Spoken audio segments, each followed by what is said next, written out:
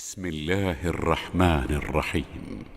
ومن الناس من يشتري لهو الحديث ليضل عن سبيل الله بغير علم ويتخذها هزوا أولئك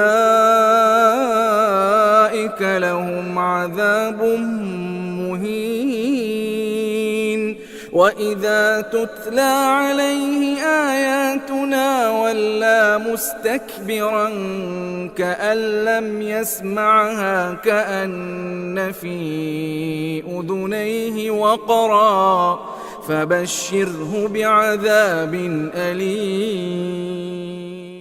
السلام عليكم ورحمة الله وبركاته. ഖുർആൻ പദം 1399 ദിവസത്തിലേക്ക് എല്ലാവരെയും ഹാർദമായി സ്വാഗതം ചെയ്യുന്നു. വിശുദ്ധ ഖുർആനിലെ 31-ാമത്തെ അധ്യായമായ സൂറത്തുൽ ലുഖ്മാനിലെ 6-7 ആയത്തുകളാണ് ഇന്ന് പഠന വിധേയമാക്കുന്നത്. ക്ലാസ് ആരംഭിക്കുന്നതിനായി ആദരണീയനായ ഡോക്ടർ A.I. വിലായത്തുള്ള സാഹിബിനെ ക്ഷണിക്കുന്നു. അസ്സലാമു അലൈക്കും വറഹ്മത്തുള്ളാഹി വബറകാതുഹു. അഊദു ബില്ലാഹി മിനശ് ശൈത്വാനിർ റജീം. ബിസ്മില്ലാഹിർ റഹ്മാനിർ റഹീം. വമിനൻ നാസി മൻ യശ്തരി ലഹ്വൽ ഹദീസ് ലിയുളില്ല അൻ സബീലില്ലാഹി ബിഗൈരി ഇൽം വയത്തഖിദഹാ ഹുസുവ ഉലൈക ലഹും അദാബും മുഹീൻ وإذا تتلى عليه آياتنا ولى مستكبرا كأن لم يسمعها كأن في أذنيه وقرا فبشره بعذاب أليم. صدق الله العلي العظيم. സൂറത്തുൽ ലുഖ്മാനിലെ 6-7 ആയത്തുകളാണ് ഞാൻ നിങ്ങളെ കേൾപ്പിച്ചിട്ടുള്ളത്.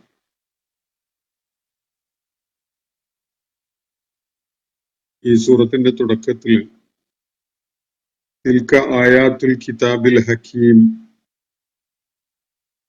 എന്ന് 3 അക്ഷരങ്ങളെ മുൻനിർത്തിക്കൊണ്ട് അള്ളാഹു ഒരു സ്റ്റേറ്റ്മെന്റ് നടത്തുന്നുണ്ട്. സാരസമ്പുഷ്ടമായ യുക്തിഭദ്രമായ വേദഗ്രന്ഥത്തിലെ ആയാത്തുകളാണ് ഇവ എന്നാണ് അവിടെ പ്രസ്താവിക്കപ്പെട്ടത്. അതിനുശേഷം ഈ ആയാത്തുൽ കിതാബിൽ ഹക്കീമിനോട് എന്ന് പറഞ്ഞ യുക്തിഭദ്രമായ ആശയങ്ങൾ മുന്നോട്ട് വയ്ക്കുന്ന വേദഗ്രന്ഥത്തിലെ ആയാത്തുകളോട് 2 വ്യത്യസ്തമായ നിലപാടുകൾ സ്വീകരിക്കുന്ന വിഭാഗങ്ങളെ കുറിച്ചാണ് പരാമർശിക്കുന്നത്. അതിൽ ആദ്യത്തെ വിഭാഗത്തെ കുറിച്ച് ഇന്നലെ നമ്മൾ വായിച്ച ആയത്തുകളിൽ വിശദമായിട്ട് അള്ളാഹു ചൂണ്ടിക്കാണിക്കുകയുണ്ടായി. മുഹ്സിനുകൾക്കാണ് അത് മാർഗദർശനമാവുന്നതും ദൈവികമായ അനുഗ്രഹവും കാരുണ്യവും ഒക്കെ ആയിട്ടും അനുഭവപ്പെടുന്നത്. എന്നിട്ട് മുഹ്സിനുകൾ ആരാണ്, അവരുടെ പ്രത്യേകതകൾ എന്തൊക്കെയാണ് എന്നതുകൂടി തുടർന്ന് വ്യക്തമാക്കപ്പെടുകയുണ്ടായി. അല്ലദീന യുഖീമൂന സ്വലാത്ത വയുത്തൂന സക്കാത്ത വഹും ബിൽ ആഖിറതി ഹും യുഖിനൂൻ എന്നാണ് അവരെ കുറിച്ച് അവിടെ വിവരിക്കപ്പെടുകയുണ്ടായത്. നമസ്കാരം നിലനിർത്തുന്ന അല്ലെങ്കിൽ നടപ്പിലാക്കുന്നവരും സക്കാത്ത് നൽകുന്നവരും പാരത്രിക ജീവിതത്തിൽ ദൃഢബോധ്യമുള്ള ആളുകളും ഈ ആളുകള് അള്ളാഹുവിൽ നിന്നുള്ള തങ്ങളുടെ രക്ഷിതാവിൽ നിന്നുള്ള മാർഗദർശനത്തിലാണ്. അവർ തന്നെയാണ് അല്ലെങ്കിൽ അവർ മാത്രമാണ് വിജയികൾ എന്ന കാര്യം കൂടി അവിടെ പറഞ്ഞു വെച്ചു. അള്ളാഹുവിന്റെ സാരസമ്പുഷ്ടമായ അർത്ഥഗാംഭീര്യമുള്ള യുക്തിഭദ്രമായ വേദഗ്രന്ഥത്തിലെ ആയാത്തുകളോട് ഏറ്റവും സൃഷ്ടിപരമായ സമീപനം സ്വീകരിക്കുന്ന ആളുകളെ കുറിച്ചാണ് അള്ളാഹു ഇവിടെ മുഹ്സിനുകൾ എന്ന് പറഞ്ഞുകൊണ്ട് വിവരിക്കുകയുണ്ടായത്. അവർക്കാണ് ഈ കിതാബിലെ ആയാത്തുകൾ മാർഗദർശനമാവുന്നതും അവർക്ക് ഏറ്റവും വലിയ അനുഗ്രഹവും കാരുണ്യവും ഒക്കെ ആയിട്ട് അത് അനുഭവപ്പെടും എന്നതുമാണ് ഇവിടെ പറഞ്ഞിട്ടുള്ളത്. എന്നാൽ മറ്റൊരു വിഭാഗത്തെ കുറിച്ച് അള്ളാഹു തുടർന്നുള്ള ആയത്തുകളിൽ ഒരു വിവരണം നൽകുകയാണ്. ഇന്ന് നമ്മൾ വായിച്ചു വെച്ച രണ്ടായത്തുകളിൽ ഈ രണ്ടാമത്തെ വിഭാഗത്തെ കുറിച്ചുള്ള വിവരണമാണ് നമുക്ക് കാണാൻ സാധിക്കുക. വമിനൻ നാസി മൻ യശ്തരി ലഹ്വൽ ഹദീസ് ലിയുളില്ല അൻ സബീലില്ലാഹി ബിഗൈരി ഇൽം വയത്തഖിദഹ ഹുജുവ ഉലൈക ലഹും അദാബും മുഹീൻ എന്നാണ് ഈ തുടർന്നുള്ള 6-ാമത്തെ ആയത്തിൽ നമുക്ക് കാണാൻ സാധിക്കുന്നത്. വമിനൻ നാസ്, ജനങ്ങളുടെ കൂട്ടത്തിൽ ഇങ്ങനെയും ഒരു കൂട്ടരുണ്ട്. നേരത്തെ ഒരു വിഭാഗത്തെ കുറിച്ച് പറഞ്ഞു, അള്ളാഹു അവരെ മുഹ്സിനുകൾ എന്ന് വിശേഷിപ്പിച്ചു. അവരുടെ 3 അടിസ്ഥാനപരമായ പ്രത്യേകതകളെ ചൂണ്ടിക്കാണിച്ചു. എന്നിട്ട് അവരാണ് വിജയം വരിക്കാൻ പോകുന്നത്. അള്ളാഹുവിൽ നിന്നുള്ള മാർഗദർശനം പ്രയോജനപ്പെടുന്ന ആളുകളാണ് അവര് എന്നൊക്കെയാണ് അള്ളാഹു അവിടെ വിവരിക്കുകയുണ്ടായത്. അവര് മാത്രമാണ് വിജയം വരിക്കാൻ പോകുന്നത് എന്നും പറഞ്ഞു. അതിനെ തുടർന്ന് അള്ളാഹു പറയുകയാണ്, വമിനൻ നാസി, ജനങ്ങളുടെ മൻ യശ്തരി, ഒരു ആള് അല്ലെങ്കിൽ ഒരു വിഭാഗം, അത് ഒരാളെ കുറിച്ചാവാം, ഒന്നിലേറെ ആളുകളെ കുറിച്ചും ആവാം. അപ്പൊ ജനങ്ങളുടെ കൂട്ടത്തില് ഇങ്ങനെ ഒരു കൂട്ടരുമുണ്ട്, അല്ലെങ്കിൽ ഇങ്ങനെ ഒരാളുമുണ്ട്. മൻ യശ്തരി ലഹുവൽ ഹദീസ്, വഞ്ചനാത്മകമായ സംസാരങ്ങളെ വിലക്ക് വാങ്ങുന്ന ആളുകൾ. ലഹുൽ ഹദീസിനെ വിലക്ക് വാങ്ങുന്ന ചില ആളുകൾ ജനങ്ങളുടെ കൂട്ടത്തിലുണ്ട്. ഏറ്റവും പ്രൗഢഗംഭീരമായ ദൈവികമായ ഹിക്മത്ത് അടങ്ങിയിട്ടുള്ള വേദഗ്രന്ഥം ഒരു ഭാഗത്ത് അള്ളാഹുവിന്റെ ദൂതൻ ജനങ്ങളെ കേൾപ്പിച്ചുകൊണ്ടിരിക്കുന്നത് അതാണ്. ആയാത്തുൽ കിതാബിൽ ഹക്കീമാണ് ജനങ്ങൾ കേൾപ്പിക്കപ്പെടുന്നത്. ജീവിതത്തിന്റെ ആഴവും ഉണ്മയും അർത്ഥവും ഒക്കെ എന്തെന്ന് പകർന്നു തരുന്ന, പഠിപ്പിച്ചു തരുന്ന, കൃത്യമായ അടിത്തറയിൽ മനുഷ്യന്റെ ചിന്തയെ പ്ലേസ് ചെയ്യുന്ന കാര്യങ്ങളാണ് ഈ ദൈവിക ഗ്രന്ഥത്തിലെ ദൃഷ്ടാന്തങ്ങൾ എന്ന വിധത്തിൽ നമ്മൾ കേൾപ്പിക്കപ്പെടുന്നത് ഈ വിശുദ്ധ ഖുർആന്റെ ഭാഗമായിട്ട്. അള്ളാഹുവിന്റെ പ്രവാചകനെ ചുമതലപ്പെടുത്തിയിട്ടുള്ളതും ആ ഒരു കാര്യം നിർവഹിക്കാനാണ്. ജനങ്ങളെ ദൈവിക വേദത്തിലെ ദൃഷ്ടാന്തങ്ങളെ കേൾപ്പിക്കുക എന്നതാണ്. അതിനെ ഹൃദയപൂർവ്വം ഉൾക്കൊള്ളുകയും സ്വീകരിക്കുകയൊക്കെ ചെയ്യുന്ന ആളുകളെ കുറിച്ചാണ് മുകളിൽ മുഹ്സിനുകൾ എന്ന് പറയുകയുണ്ടായത്. അവരുടെ പ്രത്യേകതകൾ പറഞ്ഞു. അവർ മാത്രമാണ് വിജയം വരിക്കാൻ പോകുന്നത് എന്ന കാര്യവും അള്ളാഹു വ്യക്തമാക്കുകയുണ്ടായി. ഈ ഫലാഹ് എന്താണ് എന്നതും നമ്മൾ വിശദമായിട്ട് കഴിഞ്ഞ ദിവസം മനസ്സിലാക്കുകയുണ്ടായി. വിജയം എന്ന് പറഞ്ഞാൽ നമ്മൾ ഭൗതിക ലോകത്ത്, ഇടമത്സര്യങ്ങളുടെ ഈ ലോകത്ത് മനസ്സിലാക്കപ്പെടുന്ന കാര്യമല്ല വിജയം എന്ന് നമ്മൾ കാണുകയുണ്ടായി കഴിഞ്ഞ ദിവസം. അതിനെ തുടർന്ന് പറയുന്ന കാര്യം മറ്റൊരു വിഭാഗത്തെ കുറിച്ചാണ്. ഒമിനൻ നാസി, ജനങ്ങളുടെ കൂട്ടത്തിൽ ഇങ്ങനെയും ഒരു കൂട്ടരുണ്ട്. എന്താണ് അവരുടെ പ്രത്യേകത? മൻ യശ്തരി ലഹുവൽ ഹദീസ്, അവര് അബദ്ധവർത്തമാനങ്ങളെ അല്ലെങ്കിൽ വ്യാജവർത്തമാനങ്ങളെ, വഞ്ചനാത്മകമായ വർത്തമാനങ്ങളെ, മനുഷ്യരെ കബളിപ്പിക്കുന്ന, താൽക്കാലികമായിട്ടൊക്കെ നമുക്കതിൽ താല്പര്യം ഉണരുന്നുണ്ടാകും. പക്ഷെ ആത്യന്തികമായിട്ട് മനുഷ്യരെ കബളിപ്പിച്ച് അബദ്ധങ്ങളിലേക്ക് കൊണ്ടുപോകുന്ന വർത്തമാനങ്ങൾ, അതാണ് ലഹുൽ ഹദീസ്. മനുഷ്യന് പ്രയോജനകരമല്ലാത്ത, താൽക്കാലികമായിട്ടും മനുഷ്യന്റെ ശ്രദ്ധയെ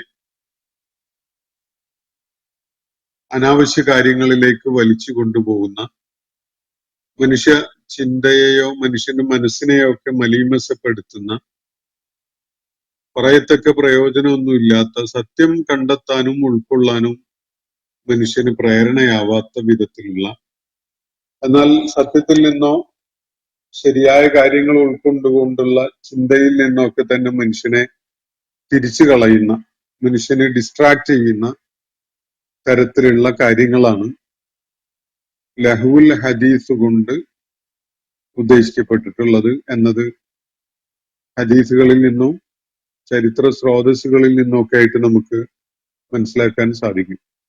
ഞാൻ ആ വിശദാംശങ്ങളിലേക്ക് വരാം. ഈ ലഹു ഹദീസ് എന്ന് പറഞ്ഞാൽ ഭാഷണം എന്നാണ് അർത്ഥം. ലഹു എന്ന് പറഞ്ഞാൽ ഫ്യൂട്ടൈൽ, വേർത്ത്ലെസ് എന്നൊക്കെ, ഉപയോഗശൂന്യമായ, പ്രയോജനരഹിതമായ, അല്ലെങ്കിൽ വഞ്ചനാത്മകമായ, യാഥാർത്ഥ്യബോധം പകർന്നു തരാത്ത, അങ്ങനെയൊക്കെയുള്ള സംഗതികളാണ്. അപ്പോ വൃഥ നടത്തപ്പെടുന്ന, ഉപയോഗശൂന്യമായ, പ്രയോജനരഹിതമായ സംസാരങ്ങൾ എന്നതാണ് ഭാഷാപരമായിട്ട് അത് സൂചിപ്പിക്കുന്നത്. എല്ലാ വിധത്തിലുള്ള ഡിസ്ട്രാക്ഷൻസും മനുഷ്യന്റെ ശ്രദ്ധയെ മൗലികമായ തിരിച്ചറിവിൽ നിന്ന് തിരിച്ചു കളയുന്ന, ജഡികമായ താല്പര്യങ്ങളുടെ ലോകത്ത് മനുഷ്യന്റെ ശ്രദ്ധയെ കുടുക്കിയിട്ട് കളയുന്ന തരത്തിലുള്ള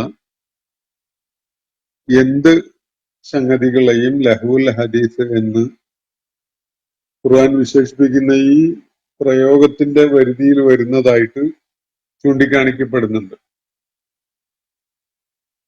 ഈ ആളുകളുടെ ഇവിടുത്തെ അവസ്ഥ അള്ളാഹു പ്രത്യേകമായിട്ട് പറയുന്നത് വമിനൻ നാസി എന്ന് പറഞ്ഞുകൊണ്ട്, ജനങ്ങളുടെ കൂട്ടത്തിൽ ഇങ്ങനെയും ഒരു കൂട്ടരുണ്ട്. അവരുടെ മുഖ്യമായ എൻഗേജ്മെന്റ് എന്താണെന്നുള്ളതാണ് ഇവിടെ പറയുന്നത്. മൈ യഷ്തരി ലഹുവൽ ഹദീസ്, അവര് ഈ കബളിപ്പിക്കുന്ന വഞ്ചനാത്മകമായ സംസാരങ്ങൾ വില കൊടുത്തു വാങ്ങും. നമ്മുടെ കാലഘട്ടത്തിലെ രീതിയിലൊക്കെ പറഞ്ഞാല് വലിയ പണം ചെലവഴിച്ച് ടിക്കറ്റ് എടുക്കുന്ന പോലെ, എന്തെങ്കിലും ഒരു പ്രത്യേകിച്ച് മനുഷ്യനെ പോസിറ്റീവായിട്ടുള്ള നേട്ടങ്ങളൊന്നും തരാത്ത വിധത്തിലുള്ള, എന്നാൽ പല അധാർമികതകളും ആളുകളിൽ ഉണ്ടാക്കാൻ സാധ്യതയുള്ള എന്റർടൈൻമെന്റ് സംഗതികൾക്ക് അതിന് വലിയ വില കൊടുത്ത് ടിക്കറ്റ് എടുക്കുന്ന ഒരു ചിത്രം നമ്മൾ മനസ്സിൽ കണ്ടാലും അതുപോലെയൊക്കെയുള്ള ഒരു സംഗതിയാണ് അള്ളാഹുവിടെ പരാമർശിക്കുന്നതെന്ന് കാണാൻ കഴിയും. വില കൊടുത്തുകൊണ്ട് അവര് ലഹുൽ ഹദീസാണ് വാങ്ങുന്നത്. അങ്ങനെയുള്ള ചില ആളുകൾ സമൂഹത്തിലുണ്ട്. ഇത് എപ്പോഴാണ് എന്നതുകൂടി നമ്മളൊന്ന് ഓർക്കേണ്ടതുണ്ട്. ഒരു ഭാഗത്ത് അന്ത്യപ്രവാചകൻ മുഹമ്മദ് മുസ്തഫ സല്ലല്ലാഹു അലൈഹി വസല്ലം മനുഷ്യ സമൂഹത്തിന്റെ മുന്നിൽ അവർക്ക് എക്കാലത്തേക്കുമായിട്ടുള്ള മാർഗദർശനം എന്ന നിലക്ക് ദൈവിക ദൃഷ്ടാന്തങ്ങളെ കേൾപ്പിച്ചുകൊണ്ടിരിക്കുകയാണ്. അത് ആളുകളിൽ വലിയ ആഴത്തിലുള്ള ബോധം അല്ലെങ്കിൽ ഉത്ബുദ്ധത സൃഷ്ടിക്കുന്നു, വലിയ തിരിച്ചറിവുണ്ടാക്കുന്നു.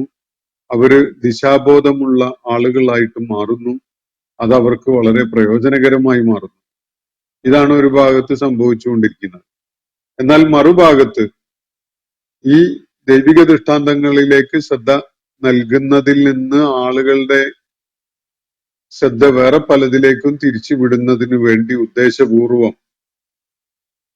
മനുഷ്യരിലെ, ജനങ്ങളുടെ കൂട്ടത്തിലെ ചില പരിപാടികൾ ഒപ്പിക്കുകയാണ്. അവര് യഷ്തരി ലഹുവൽ ഹദീസ്, അവര് ഈ വഞ്ചനാത്മകമായ സംസാരങ്ങളെ വിലക്ക് വാങ്ങുകയാണ്, അല്ലെങ്കിൽ അത്തരം ഷോകൾ, അത്തരം പരിപാടികൾ സംഘടിപ്പിക്കുകയാണ്. ആളുകളുടെ ബേസിക്കലി ഇതൊക്കെ സംസാരത്തിനെ അടിസ്ഥാനപ്പെടുത്തിക്കൊണ്ടുള്ളതാണ്. പാട്ടായാലും സംഗീതമായാലും റാപ്പ് പരിപാടികളായാലും ഇതിലൊക്കെ തന്നെ നമുക്ക് അടിസ്ഥാനപരമായി കാണാൻ കഴിയുന്നത് ആളുകളെ ആകർഷിക്കുന്ന വിധത്തിലുള്ള, ആളുകളെ ചില അധമ വികാരങ്ങളൊക്കെ അവരുടേത് ഇളക്കി വിടുന്ന, അല്ലെങ്കിൽ അവരെ വേണ്ട വിധത്തിലുള്ള ചിന്തയോ ബോധമോ ഉള്ളവരല്ലാത്ത വിധത്തിലാക്കി മാറ്റുന്ന, മൗലികമായ കാര്യങ്ങളിൽ നിന്ന് അവരുടെ ശ്രദ്ധയെ ആനന്ദ ആസ്വാദനങ്ങളിലേക്കായിട്ട് വലിച്ചഴിച്ച് കൊണ്ടുപോകുന്ന വിധത്തിലുള്ള പല പരിപാടികളും. ഇത്തരം സംഗതികള് പഴയ കാലത്തുണ്ടായിരുന്നു, നമ്മുടെ കാലത്തും വളരെ കൂടുതലായിട്ട് തന്നെ ഉണ്ട്. അള്ളാഹുവിന്റെ ദൂതൻ ആളുകളെ ദൈവിക ദൃഷ്ടാന്തങ്ങളുടെ അടിസ്ഥാനത്തിൽ സത്യമാർഗത്തിലേക്ക് വിളിച്ചുകൊണ്ടിരുന്നപ്പോ മക്കയിലെ ചില ആളുകൾ ചെയ്ത പണി വേറെ ചിലതാണ് എന്നത് ചരിത്ര സ്രോതസ്സുകളിൽ നിന്ന് വ്യക്തമാകുന്നുണ്ട്. മുഫസ്സിറുകളിൽ ചിലർ അത് ചൂണ്ടിക്കാണിക്കുന്നൊക്കെയുണ്ട്. അവരില് മക്കയിലെ ചില ആളുകൾ ഇറാഖിലും അതുപോലെയുള്ള പ്രദേശങ്ങളിലൊക്കെ പോയിട്ട് അവിടെയുള്ള രാജാക്കന്മാരും ഒക്കെയായി ബന്ധപ്പെട്ടുകൊണ്ടുള്ള പല കഥകളും കണ്ടെത്തി പഠിച്ചു വന്ന് അത് നാട്ടില് ആളുകളെ വിളിച്ചു കൂട്ടിയിട്ട് കേൾപ്പിക്കുകയും അത് കേട്ടുകൊണ്ട് അതിൽ അഭിരമിച്ച് അതിലെ ആനന്ദത്തിലായി ജനങ്ങൾ കഴിയുക. എന്നിട്ട് മുഹമ്മദ് നബി സല്ലല്ലാഹു അലൈഹി വസല്ലം അവരെ കേൾപ്പിച്ചു കൊണ്ടിരിക്കുന്ന ദൈവിക ദൃഷ്ടാന്തങ്ങളിലേക്ക് അവരുടെ ശ്രദ്ധ പോകാതെ അവരെ തടഞ്ഞു നിർത്തുക എന്ന ഒരു കാര്യമാണ് ചിലർ ചെയ്തിരുന്നത്. വേറെ ചിലരുടെ കാര്യത്തിൽ പറയപ്പെടുന്നത് അവര് പാട്ടുകാരികളായ അടിമ പെൺകുട്ടികളെ പല നാടുകളിൽ പോയി വിലക്ക് വാങ്ങിക്കൊണ്ടുവന്നുകൊണ്ട് അവരെ വെച്ചുകൊണ്ടുള്ള പരിപാടികൾ നടത്തലാണ്. അവര് പാട്ടും ആളുകൾക്ക് ആനന്ദം പകരുന്ന വിധത്തിലുള്ള നൃത്തനർത്യങ്ങളും ഒക്കെ ആയിട്ട് അവരെ മത്തുപിടിപ്പിക്കുന്ന, ലഹരി പിടിപ്പിക്കുന്ന വിധത്തിലുള്ള പല പരിപാടികളും മക്കയിൽ സംഘടിപ്പിക്കുകയാണ്. അതിന്റെ താല്പര്യം മുഖ്യമായിട്ട് ആളുകൾ മുഹമ്മദ് നബി സല്ലല്ലാഹു അലൈഹി വസല്ലമയുടെ അടുക്കലേക്കും അദ്ദേഹത്തിനെ പിൻപറ്റുന്ന ആളുകളുടെ ഒത്തുചേരലുകളിലേക്കൊക്കെ പോകുന്നതിൽ നിന്ന് അവരെ തടഞ്ഞുകൊണ്ട് അവരെ അതിലേക്ക് ആകൃഷ്ടരാകുന്നത് ഇല്ലാതാക്കുന്നതിന് വേണ്ടി ഇപ്പുറത്ത് ചില ഷോകളൊക്കെ സംഘടിപ്പിക്കുകയാണ്. അതില് പാട്ടുകാരി പെൺകുട്ടികളുടെ ആടിയും പാടിയും ഒക്കെയുള്ള പരിപാടികളുണ്ട്.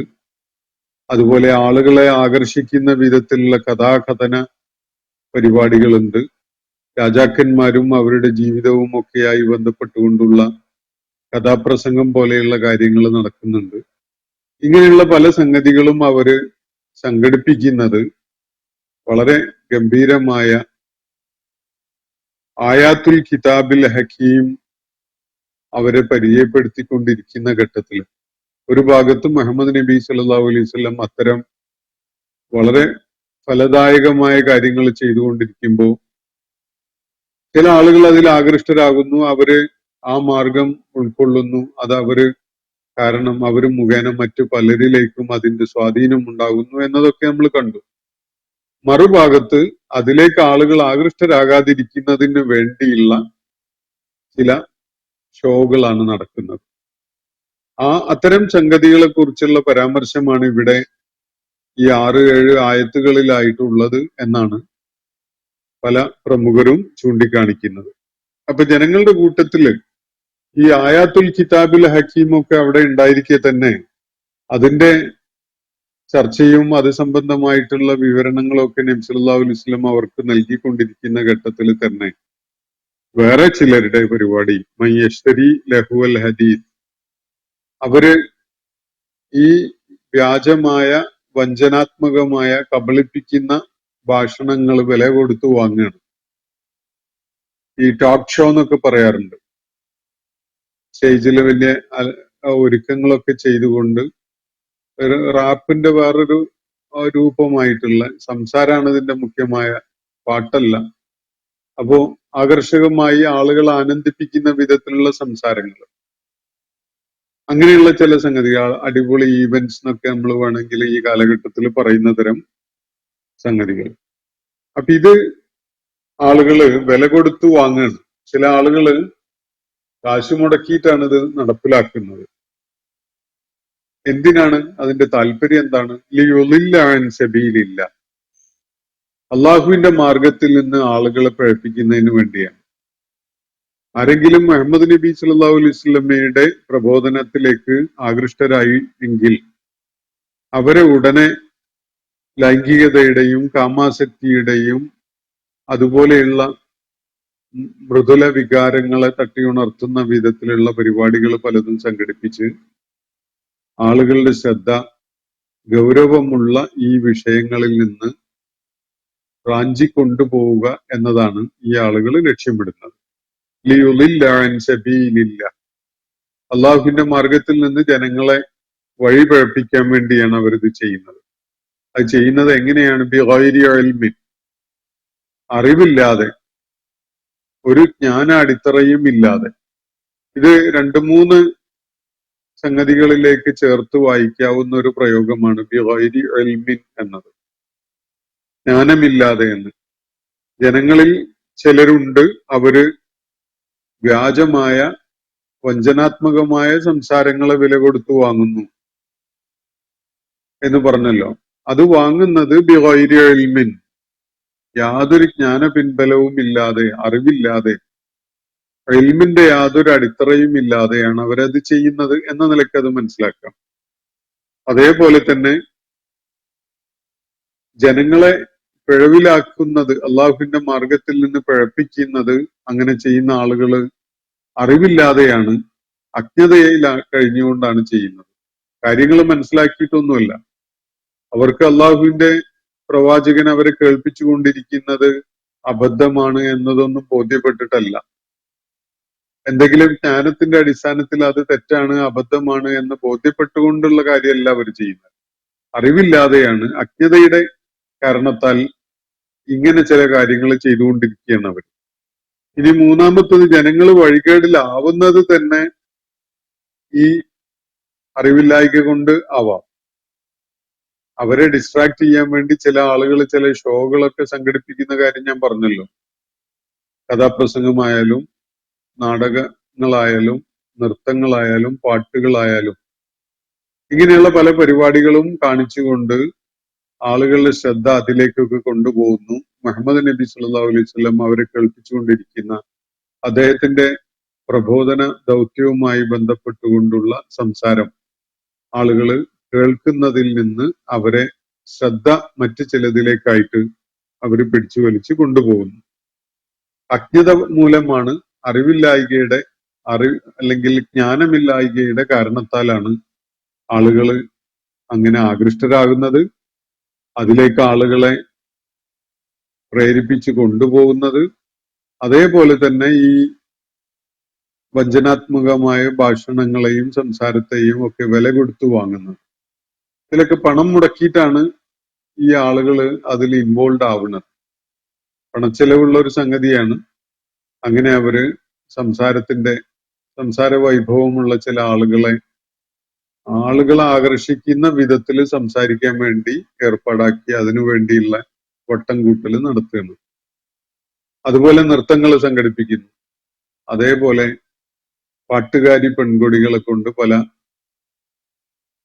പല വിധത്തിൽ അവരെ ആനന്ദിപ്പിക്കുന്ന തരം പാട്ടുകൾ പാടിപ്പിക്കുന്നു. ഇങ്ങനെ പലതും ചെയ്തുകൊണ്ട് അവര് മുഹമ്മദ് നബി സല്ലല്ലാഹു അലൈഹി വസല്ലം കേൾപ്പിച്ചുകൊണ്ടിരിക്കുന്ന കാര്യങ്ങളിൽ നിന്ന് ജനങ്ങളുടെ ശ്രദ്ധയെ തിരിച്ചുവിടുകയാണ്. ഇനി മാത്രവുമല്ല, വയത്തഹിദഹ ഹുസുവ, അവര് ഇങ്ങനെയുള്ള പരിപാടികൾ സംഘടിപ്പിക്കുന്നതിൽ അവർക്ക് വേറൊരു താല്പര്യമുണ്ട്. അതെന്താണ്? ഈ ആയാത്തുകളെ പരിഹസിക്കുന്നതിന് വേണ്ടി അല്ലെങ്കിൽ പരിഹാസത്തോടു കൂടി കാണുകയും ചെയ്യുന്നു. ഇതാണ് അവരുടെ ഒരു ഉദ്ദേശം. അള്ളാഹുവിന്റെ പ്രവാചകൻ കേൾപ്പിച്ചുകൊണ്ടിരിക്കുന്ന ആയാത്തുൽ കിതാബിൽ ഹക്കീമിനെ പരിഹസിക്കുക എന്ന ഒരു ഉദ്ദേശം കൂടിയാണ് അവർക്കുള്ളത്. അള്ളാഹുവിന്റെ പ്രവാചകൻ വളരെ ഗൗരവമുള്ള കാര്യങ്ങളെ അവരെ കേൾപ്പിച്ചുകൊണ്ടിരിക്കുമ്പോൾ അപ്പുറത്ത് പാട്ട് കച്ചേരിയും അതും ഇതും ഒക്കെ തുടങ്ങിയാൽ അത് ഫലത്തില് അള്ളാഹുവിന്റെ പ്രവാചകനെയും അള്ളാഹുവിന്റെ പ്രവാചകൻ കേൾപ്പിച്ചുകൊണ്ടിരിക്കുന്ന ദൈവിക ദൃഷ്ടാന്തങ്ങളെയും പരിഹസിക്കുന്നതിന് തുല്യാണ്. ഇതാണ് അള്ളാഹുടെ വ്യക്തമാക്കുന്നത്. വയത്തഹിദഹ ഹുസുവ. ഈ യത്തഹിദഹ എന്നുള്ളത് ആ ലമീർ, ആ പ്രോനൗൺ മടങ്ങുന്നത്, അതിന്റെ സൂചന എത്തുന്നത് രണ്ടാമത്തെ ആയത്തിലെ തിൽക്ക ആയാത്തുൽ കിതാബിൽ ഹക്കീം എന്ന സംഗതിയിലേക്കാണ്. സാരസമ്പുഷ്ടമായ യുക്തിഭദ്രമായ ആശയങ്ങൾ അടങ്ങിയ ദൈവിക ഗ്രന്ഥത്തിലെ ആയാത്തുകളാണ് ഇവ എന്നാണല്ലോ പറഞ്ഞത്. ആ ആയാത്തുകളിലേക്ക് ആളുകളുടെ ശ്രദ്ധ വരുന്നതിന് തടസ്സമായിക്കൊണ്ട് ആ ആയാത്തുകളെ പരിഹസിക്കുന്ന വിധത്തില് ആണ് ഈ പരിപാടികൾ ആളുകൾ സംഘടിപ്പിക്കുന്നത്. അതിന്റെ മുഖ്യമായ ലക്ഷ്യം ആളുകളെ വഴിപിഴപ്പിക്കുക എന്നതാണ്. അതോടൊപ്പം തന്നെ ഈ ദൈവിക ആയാത്തുകളെ പരിഹസിക്കുക എന്നത് കൂടിയാണ്. അള്ളാഹുവിന്റെ ആയാത്തുകൾ ഓതിക്കേൾപ്പിക്കപ്പെട്ടാൽ കാര്യബോധമുള്ള മനുഷ്യര് ശ്രദ്ധാപൂർവം അത് കേൾക്കുകയും അതിനോട് പ്രതികരിക്കുകയും ചെയ്യും. ചില ഘട്ടങ്ങളിലൊക്കെ അള്ളാഹുവിന്റെ മുന്നിൽ സാഷ്ടാംഗത്തിൽ വീഴും, സുജൂദിൽ വീഴുന്ന ആളുകളായിട്ട് മാറും. ഇതൊക്കെ ഏറ്റവും ചുരുങ്ങിയത് അള്ളാഹുവിന്റെ ആയാത്തുകൾ കേൾപ്പിക്കപ്പെട്ടാൽ അവരതിനെക്കുറിച്ച് ആലോചിക്കുന്ന, അതിനെ ശ്രദ്ധയോടെ കേൾക്കുന്ന ആളുകളായിട്ട് മാറുകയാണ് കാര്യഗൗരവമുള്ള ആളുകൾ ചെയ്യുക. എന്നാൽ കഥയില്ലാത്ത തരം ആളുകൾ സമൂഹത്തിൽ ധാരാളം ഉണ്ടാവും. അത്തരം ആളുകൾക്ക് അപ്പുറത്തൊരു ചെണ്ടകൊട്ടുണ്ടായാല് അവർ ഇതൊക്കെ ഉപേക്ഷിച്ചുകൊണ്ട് ആ ചെണ്ടകൊട്ടിന്റെ പുറകെ പോകും. അല്ലെങ്കിൽ അപ്പുറത്തൊരു നൃത്തം നടക്കുന്നുണ്ടെന്ന് ഉണ്ടായാൽ അവരതിലേക്ക് ആകൃഷ്ടരാകും. അല്ലെങ്കിൽ അവിടെ ഒരു പാട്ട് കച്ചേരി ഉണ്ട്, അല്ലെങ്കിൽ ഒരു ടോക്ക് ഷോ നടക്കുന്നുണ്ട്, ഒരു റാപ്പ് സെഷൻ നടക്കുന്നുണ്ട് എന്നൊക്കെ ആയാലും ഇതൊക്കെ ഇട്ടേച്ച് അവര് അങ്ങോട്ട് ഓടും. ഈ വിധത്തില് ആളുകളെ ഡിസ്ട്രാക്ട് ചെയ്യുന്ന ചില ആളുകൾ ജനങ്ങളോടൊപ്പം ഉണ്ട്, ജനങ്ങളുടെ കൂട്ടത്തിലുണ്ട്. ഇതാണ് അള്ളാഹു പറയുന്നത്. നല്ല കാര്യമാണോ ഇത്? തുടർന്ന് അള്ളാഹു പറയുന്നത് ഉലൈക ലഹും അദാബും മുഹീൻ, അപമാനിതരാക്കുന്ന, നിന്ദ്യരാക്കുന്ന തരം ശിക്ഷയാണ് അവർക്കുള്ളത് എന്നാണ്. ഉലൈക, ഈ കൂട്ടർക്ക്, ലഹും അവർക്കായിണ്ട്, അദാബും മുഹീൻ, മാനഹാനി ഉണ്ടാക്കുന്ന, നിന്ദ്യതയുണ്ടാക്കുന്ന, അപമാനിതരാക്കുന്ന തരം ശിക്ഷ. അപ്പൊ അള്ളാഹുവിന്റെ ദൂതന്റെ ദൗത്യ നിർവഹണത്തിന്റെ ഭാഗമായിട്ട് അദ്ദേഹം അവരെ കേൾപ്പിച്ചുകൊണ്ടിരിക്കുന്ന ദൈവിക ദൃഷ്ടാന്തങ്ങൾ അത് ജനങ്ങൾ കേൾക്കാനിടയാവരുത് എന്ന ഉദ്ദേശത്തോടെ അവരെ വ്യക്തമായ വഴികേടിലാക്കുക എന്ന കാര്യം ലക്ഷ്യം വെച്ചുകൊണ്ട് ഒരു ജ്ഞാനമോ അറിവോ ഒന്നുമില്ലാതെ തന്നെ ജനങ്ങളെ വിഡ്ഢികളാക്കുന്ന വിധത്തില് ഇത്തരം വഞ്ചനാത്മകമായ സംസാരങ്ങളും അതുപോലെയുള്ള കാര്യങ്ങളിലുമായിട്ട് ജനങ്ങളെ കുടുക്കിയിരുന്നു. ഇത് സമൂഹത്തിൽ ചിലരുടെ ഒരു നടപടിയാണ്, ചിലർ ചെയ്തുകൊണ്ടിരിക്കുന്നതാണ് എന്നാണ് അള്ളാഹുവിടെ വ്യക്തമാക്കിയിട്ടുള്ളത്. ഇവിടെ നമ്മുടെ ശ്രദ്ധ പതിയേണ്ട ഒരു പ്രയോഗം ലഹുൽ ഹദീസാണ്. ലഹുൽ ഹദീസ് എന്ന് പറഞ്ഞാൽ എന്താണ് യഥാർത്ഥത്തിൽ? ലഹുവ് എന്ന് പറഞ്ഞാൽ പാഴായ, അർത്ഥശൂന്യമായ, വിഫലമായ, പ്രയോജനരഹിതമായ എന്നൊക്കെയാണ് അർത്ഥം. ഹദീസ് എന്ന് പറഞ്ഞാൽ ഭാഷണമാണ്. അപ്പോ പ്രയോജനരഹിതമായതോ അപകടകരമായതോ ആളുകളെ ചിന്താശൂന്യരാക്കി മാറ്റുന്നതോ ഒക്കെ ആയിട്ടുള്ള പല കലാപരിപാടികളും പഴയകാലത്ത് നബി സല്ലല്ലാഹു അലൈഹി വസല്ലമയുടെ കാലഘട്ടത്തിൽ ഉണ്ടായിരുന്നു. ആളുകള് ഒരു ഭാഗത്ത് അവരുടെ കൂട്ടത്തില് കാര്യബോധമുള്ള ആളുകൾ നബി സല്ലല്ലാഹു അലൈഹി വസല്ലമയുടെ ഭാഷണത്തിൽ നിന്ന് അവർക്ക് ഏറ്റവും പ്രയോജനകരമായ കാര്യങ്ങൾ കണ്ടെത്തുമ്പോൾ അവരതിന്റെ അടിസ്ഥാനത്തിലുള്ള ഒരു ജീവിതം, തങ്ങളുടെ ജീവിതം ആ വിധത്തിൽ പുനരാവിഷ്കരിച്ചൊക്കെ കൊണ്ടിരിക്കുമ്പോൾ മറുഭാഗത്ത് ചിലര് ആളുകൾ ഇത് കേൾക്കുക ചെയ്യരുത് എന്ന ഉദ്ദേശത്തിൽ അവരുടെ ശ്രദ്ധയെ വേറെ ചിലത്തിലേക്ക് വലിച്ചുകൊണ്ട് പോകുന്ന വിധത്തിലുള്ള പരിപാടികൾ സംഘടിപ്പിക്കുക.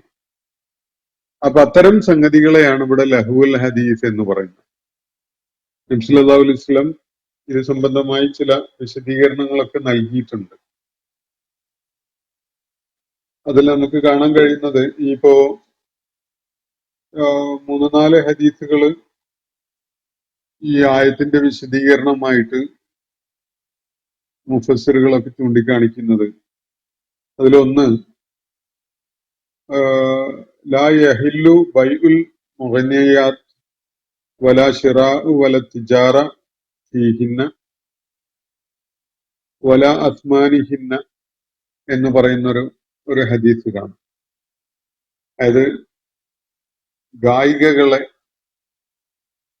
പാട്ടുപാടുന്ന പെൺകുട്ടികളെ അല്ലെങ്കിൽ അടിമകളെ വിലക്ക് വാങ്ങലും വിൽക്കലും അവരെ വെച്ചുകൊണ്ടുള്ള കച്ചവടം നടത്തലും അതിലൂടെ നേടുന്ന സാമ്പത്തിക ലാഭം ഇതൊക്കെ തന്നെ അനുവദനീയമല്ലാത്തതാണ്, ഹറാമാണ്, വിലക്കുള്ളതാണ് എന്നാണ് നബി സല്ലല്ലാഹു അലൈഹി വസല്ലം അവിടെ വ്യക്തമാക്കുന്നത്. മറ്റൊരു അനുബന്ധമായുള്ള ഒരു വാചകത്തിൽ പറയുന്നത് വാക്കുലു സമനഹുന്ന ഹറാമ്, ഇവരിൽ നിന്നുള്ള ആദായം അല്ലെങ്കിൽ വില, ആ സാമ്പത്തിക നേട്ടം അത് ഭുജിക്കുന്നത് ഹറാമാണ്, നിഷിദ്ധമാണ് എന്നാണ് പറയുന്നത്. അതുപോലെ പാട്ടുകാരി പെൺകുട്ടികളെ ഇത്തരത്തിലുള്ള പരിപാടികൾക്ക് വേണ്ടി പരിശീലിപ്പിക്കുന്ന, അത് പഠിപ്പിക്കുന്നതും അവരെ വാങ്ങുന്നതും അവരെ വിൽക്കുന്നതും അതിലൂടെ പണം നേടുന്നതും ഒക്കെ ഹറാമാണ് എന്ന് വ്യക്തമാക്കുന്ന മറ്റൊരു ഹദീസും കാണാൻ കഴിയും. അപ്പോ ഞാൻ സൂചിപ്പിച്ചത് രണ്ട് സംഭവങ്ങളാണ് ഈ ലഹ്വുൽ ഹദീസുമായി ബന്ധപ്പെട്ടുകൊണ്ട് ചൂണ്ടിക്കാണിക്കപ്പെടുന്നത്. അതില് ചില ആളുകൾ മക്കയില് ഉണ്ടായിരുന്ന ചിലര് നബി സല്ലല്ലാഹു അലൈഹി വസല്ലമയുടെ ഈ പ്രവർത്തനങ്ങൾ നടക്കുന്ന ഘട്ടത്തില് ആളുകളെ അതിൽ നിന്ന് ശ്രദ്ധ തിരിക്കുന്നതിന് വേണ്ടി രാജാക്കന്മാരുടെ കഥകളും ഐതിഹ്യങ്ങളും ഒക്കെ തന്നെ വളരെ ആകർഷകമായി ജനങ്ങളെ കേൾപ്പിക്കുന്നതിന് വേണ്ടിയുള്ള പരിപാടികൾ സംഘടിപ്പിച്ചിരുന്നു എന്നതാണ്. ഇറാഖ് പോലെയുള്ള പ്രദേശങ്ങളിൽ നിന്ന് അവർ പലതും രാജാക്കന്മാരുമായി ബന്ധപ്പെട്ട കഥകളൊക്കെ സംഘടിപ്പിച്ചു കൊണ്ടുവന്നുകൊണ്ട് അത് മക്കയിൽ പൊതുപരിപാടിയായിട്ട് ജനങ്ങളെ ആകർഷിക്കുന്ന വിധത്തിൽ നടത്തുന്ന ഒരു സംഗതി. മറ്റൊന്ന്, ഈ പഴയകാലത്ത് കുലീന സ്ത്രീകളൊന്നും കലാകാരികളായിട്ടോ പാട്ടുകാരികളായിട്ടൊന്നും വരാറുണ്ടായിരുന്നില്ല. അടിമ പെൺകുട്ടികളെയാണ് ഇത്തരം ആവശ്യങ്ങൾക്കൊക്കെ പരിശീലിപ്പിച്ചു കൊണ്ടുവരാറും അവര് അത് പൊതുപരിപാടികളായിട്ട് നടത്തുകയൊക്കെ ചെയ്യുന്നത്. കുലീന സ്ത്രീകള് അങ്ങനെയുള്ള ആട്ടക്കാരികളാകുക എന്നത് വളരെ അചിന്ത്യമായിരുന്ന ഒരു കാലമാണ്. അപ്പൊ ഇതുപോലെയുള്ള പ്രയോജനരഹിതമായ കലാപരിപാടികൾ അല്ലെങ്കിൽ മനുഷ്യരെ ചിന്താശൂന്യരാക്കി മാറ്റിക്കൊണ്ടുള്ള ആനന്ദം പകരുന്ന സംഗതികൾ, ചിന്ത ഉണ്ടാവില്ല, കാര്യങ്ങളുടെ ഗൗരവം ഉൾക്കൊള്ളുന്ന ഒരു പ്രകൃതമൊന്നും ഉണ്ടാവില്ല, അതിന്റെ ആനന്ദത്തിമർപ്പില് ആഹ്ലാദിച്ച് കുറച്ചു നേരം എന്റർടൈൻമെന്റ് മാത്രമായിട്ട് കഴിയുക എന്ന, പലപ്പോഴും അത് അവിടെ അവസാനിക്കൂല, അതിന്റെ അനുബന്ധമായിട്ടുള്ള പല തിന്മകളിലേക്കും അത് ആളുകളെ വലിച്ചിഴക്കും. അങ്ങനെയൊക്കെയുള്ള പരിപാടികളാണ്. അപ്പൊ അത്തരം സംഗതികളെയാണ് ഇവിടെ ലഹ്വുൽ ഹദീസ് എന്നതുകൊണ്ട് സൂചിപ്പിക്കുന്നത് എന്ന് കാണാൻ കഴിയും. നമ്മുടെ കാലഘട്ടത്തില് യഥാർത്ഥത്തിൽ ഇതൊരുപാട് വളർന്ന് വികസിച്ചിട്ടുണ്ട്. പല സ്റ്റേജ് ഷോസും അതുപോലെ സിനിമകളും അതുപോലെയുള്ള കലാപരിപാടികൾ പലതും നമ്മുടെ കാലഘട്ടത്തിൽ വലിയ പ്രാധാന്യം കൽപ്പിക്കപ്പെടുന്നതായിട്ട് കാണാൻ കഴിയും. അങ്ങനെയുള്ള അത് ഒക്കെ ചെയ്യുന്ന ആളുകള് സമൂഹത്തിൽ ഏറ്റവും വലിയ സെലിബ്രിറ്റികളായിട്ട് മാറുക, അവർക്ക് സാമൂഹ്യ ജീവിതത്തിൽ പൊതുമണ്ഡലത്തിലൊക്കെ വലിയ സ്വീകാര്യത ലഭിക്കുക, സ്ഥാപനങ്ങളുടെയോ പരിപാടികളുടെയോ ഒക്കെ ഉദ്ഘാടന കർമ്മം നിർവഹിക്കാനൊക്കെ ആയിട്ട് അവരെ വിളിച്ചുകൊണ്ട് വരുന്നൊക്കെ ഒരു അവസ്ഥയിലോളം അവര് സെലിബ്രിറ്റികളായിട്ട് മാറുക, ജനസമ്മിതി നേടുക, ഇതൊക്കെയാണ് നമ്മൾ കണ്ടുകൊണ്ടിരിക്കുന്നത്.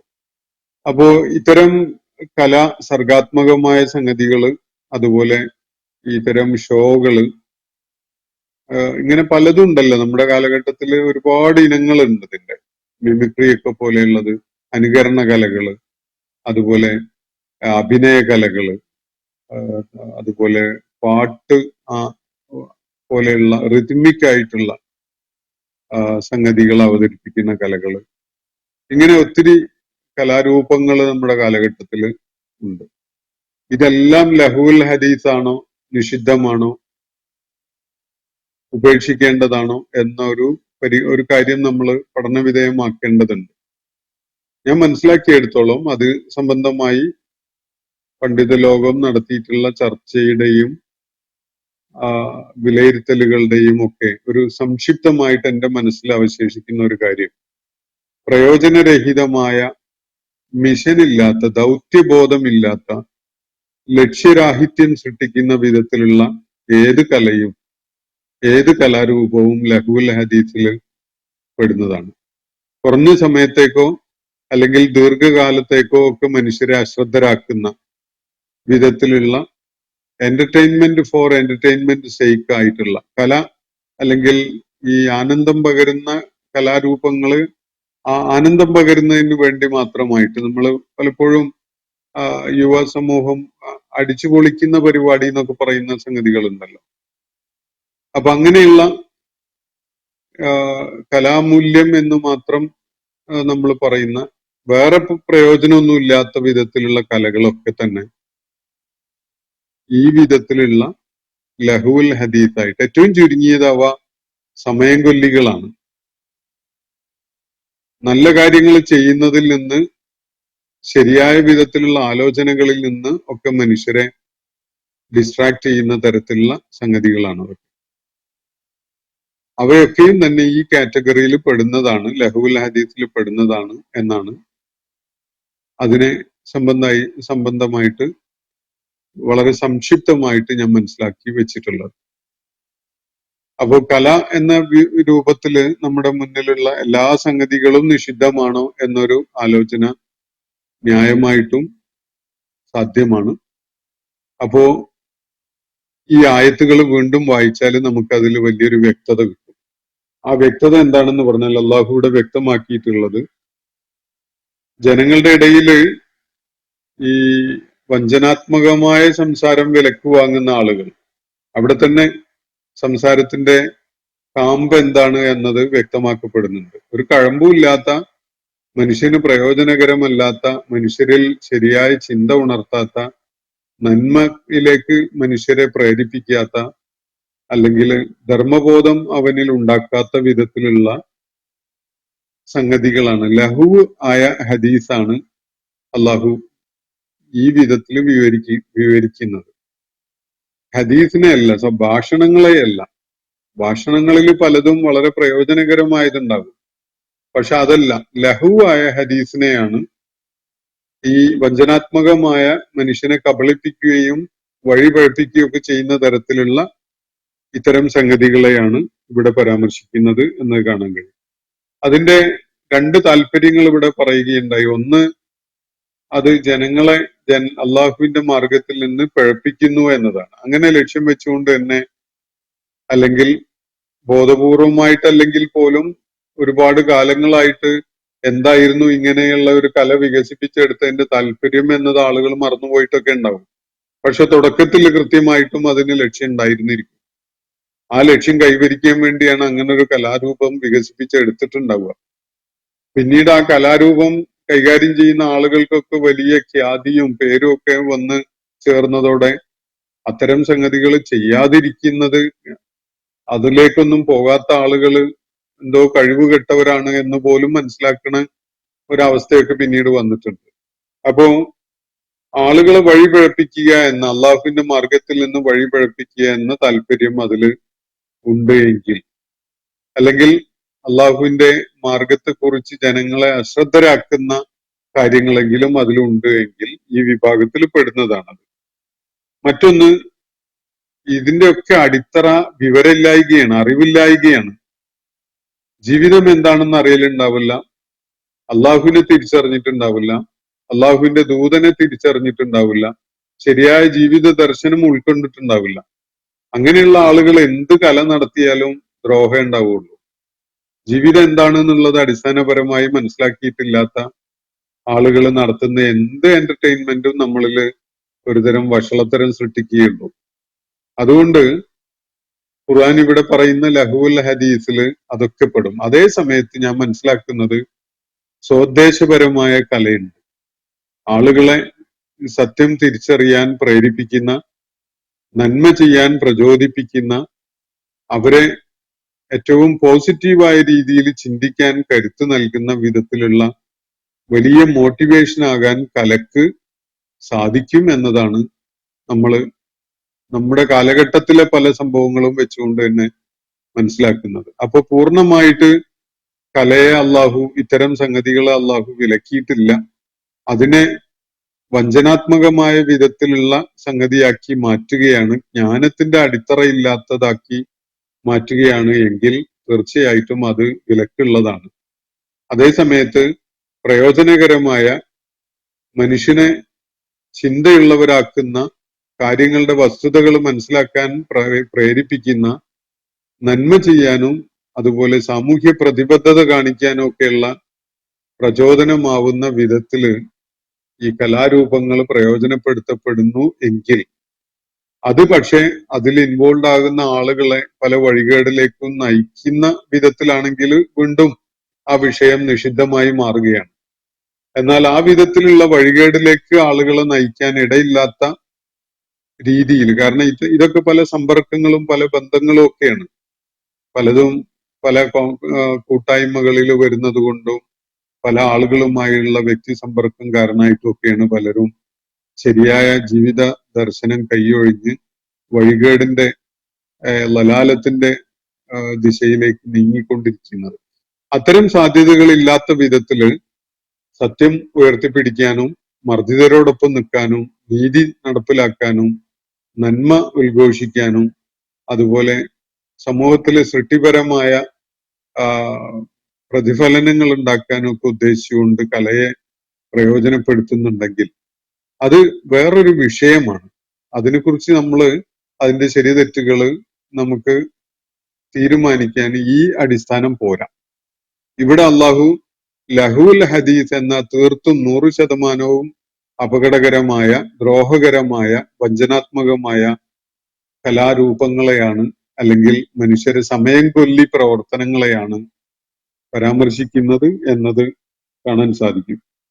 അപ്പോ അത്തരം ആളുകൾക്ക് അപമാനകരമായ ശിക്ഷയാണ് അള്ളാഹു വെച്ചിട്ടുള്ളത്. കാരണം അവരുടെ താല്പര്യങ്ങളിൽ ഒന്ന് അള്ളാഹുവിന്റെ ദൃഷ്ടാന്തങ്ങളെ, ദൈവിക ഗ്രന്ഥത്തിലെ ആയാത്തുകളെ പരിഹസിക്കുക എന്നുള്ളതാണ്. അതിനെക്കുറിച്ച് ആലോചിക്കാനുള്ള പ്രേരണ കൊടുക്കുകയല്ല, മറിച്ച് അവയെ പരിഹസിക്കലാണ് ഈ എന്റർടൈൻമെന്റ് ഷോ നടത്തുന്ന പലരുടെയും താല്പര്യം. അങ്ങനെയൊക്കെയുള്ള വിധത്തില് ഈ ലഹുൽ ഹദീസിൽ മുഴുകുന്ന ആളുകൾ തീർച്ചയായിട്ടും അവരെ അള്ളാഹു നിന്ദിത ഉണ്ടാക്കുന്ന ശിക്ഷ അവർക്ക് നൽകും എന്നാണ് ഇവിടെ പറയുന്നത്. ഉലൈക ലഹും അദാബും മുഹീൻ. ഇത്തരം ആളുകൾക്ക് അപമാനകരമായ, അവരെ മാനഹാനിപ്പെടുത്തുന്ന, അവരെ നമ്മളങ്ങനെ കാണുന്നുണ്ടല്ലോ. നമ്മുടെ ഇപ്പൊ വർഷങ്ങളായിട്ട് കേരളത്തിലെ സിനിമാ രംഗത്ത് ഒരു വലിയ വിവാദവും കേസും ഒക്കെ നടക്കുന്നത് നമ്മൾ കാണുന്നുണ്ട്. പലരുടെയും മുഖം വികൃതമായി ജനങ്ങൾക്ക് കാണാൻ സാധിച്ച ഒരു സാഹചര്യമൊക്കെ ഉണ്ടായിട്ടുണ്ട്. അപ്പോ ഞാൻ അവസാനിപ്പിക്കുകയാണ്. വൈദാ തുത്ലാ അലൈഹി ആയാത്തുന, നമ്മുടെ ദൃഷ്ടാന്തങ്ങൾ, നമ്മുടെ ആയാത്തുകൾ അവരെ ഓതി കേൾപ്പിക്കപ്പെട്ടാൽ വല്ല മുസ്തക്ബിറ, അവര് അഹങ്കാരത്തോടുകൂടി കിബിറ് കാണിക്കുന്നവരായി തിരിഞ്ഞു പോയിക്കളയുകയാണ്. അല്ലം യസ്മാഹ, അവരത് കേട്ടില്ല എന്ന വിധത്തിലാണ് അവർ തിരിഞ്ഞു പോയി കളയുന്നത്. അങ്ങനെ ഒരു നിലപാടാണ് അവർ സ്വീകരിക്കുന്നത്. അന്നഫി ഉദ്നൈഹി വഖറ, അവരുടെ കാതുകളിൽ എന്തോ അടപ്പിട്ട അവസ്ഥയിലാണ് ഉള്ളത് എന്ന വിധം. കാതുകളിലേക്കൊന്നും അവർക്കൊന്നും കേൾക്കാൻ പറ്റാത്ത വിധത്തില് കാതുകൾക്ക് എന്തോ ഒരു തടസ്സമുള്ള പോലെ, കാതുകളിൽ ഒരു ഈയക്കട്ട എടുത്തു വെച്ച പോലെ അവരൊന്നും കേൾക്കുന്നില്ല എന്ന വിധത്തിലാണ് അവർ തിരിഞ്ഞു പോയി കളയുന്നത്. അപ്പൊ ബഷീർഹു ബി അദാബിൻ അലീം, അങ്ങനെയുള്ള ആളുകളെ, അത്തരം നിലപാടുകൾ സ്വീകരിക്കുന്നവരെ താങ്കള് വേദനാജനകമായ ശിക്ഷയെക്കുറിച്ച് സന്തോഷ വാർത്ത അറിയിച്ചോളൂ എന്നാണ് നബി സല്ലല്ലാഹു അലൈഹി വസല്ലമയോട് അല്ലാഹു ഇവിടെ പറയുന്നത്. അപ്പോ ഈ ലഹുൽ ഹദീസിൽ മുഴുകുന്ന ആളുകൾ, അല്ലെങ്കിൽ അത്തരം സംഗതികൾ സംഘടിപ്പിക്കുന്ന ആളുകൾ അള്ളാഹുവിന്റെ മാർഗത്തിൽ നിന്ന് ജനങ്ങളെ തിരിച്ചു കളയുന്നതിനും അള്ളാഹുവിന്റെ ആയാത്തുകളെ പരിഹസിക്കുന്നതിനും ഒക്കെ വേണ്ടി അത്തരം സംഗതികളിൽ മുഴുകുന്ന ആളുകൾ, അവരെ തീർച്ചയായിട്ടും അപമാനകരമായ ശിക്ഷ പിടികൂടും എന്നാണ് അള്ളാഹു ഇവിടെ പറയുന്നത്. അതുപോലെ അള്ളാഹുവിന്റെ ആയാത്തുകൾ ഓതിക്കേൾപ്പിക്കപ്പെട്ടാൽ ചില ആളുകൾ ഈ വിഭാഗത്തിൽ പെടുന്നവർ തന്നെയാണ്. അവര് മുസ്തക്കിബിറുകളായിട്ടാണ് ഉണ്ടാവുക. കിബിർ കാണിക്കുന്ന, വല്ലാത്ത അഹന്ത കാണിച്ചുകൊണ്ട് അഹങ്കാരത്തോടു കൂടി അവര് തിരിഞ്ഞു പോയി കളയും.